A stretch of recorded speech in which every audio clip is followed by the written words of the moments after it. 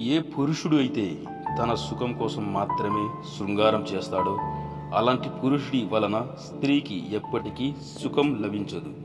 మరియు అలాంటి పురుషుడు ఆ స్త్రీకి ఎప్పటికీ నచ్చడు. అలాంటి వాణ్ణి స్త్రీ ఎప్పుడూ వదిలించుకోవాలి అని చూస్తూ ఉంటుంది. శృంగారం సృష్టి ధర్మం. ఇది ఒక పవిత్ర కార్యంగా భావించాలి.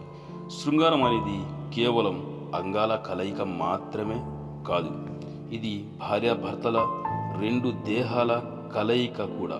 అందుకే మనస్ఫూర్తిగా ఇద్దరికి నచ్చిన విధంగా ఇద్దరు కలయికల్లో పాల్గొనాలి.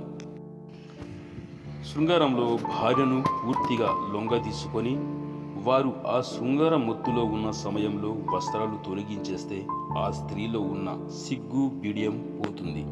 చాలామంది స్త్రీలు తమ బట్టలు విప్పకుండా కాస్త పైకి లేపి కలయికను పూర్తి చేసుకుంటారు. ఇలా చేయడం వలన పురుషుడు సంతృప్తి పొందకపోవచ్చు.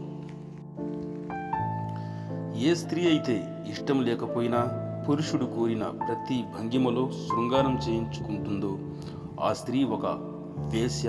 ఆమె తన పొట్టకూటి కోసమో లేక తన కుటుంబం కోసమో ఇలా చేస్తుందని గుర్తుంచుకోవాలి.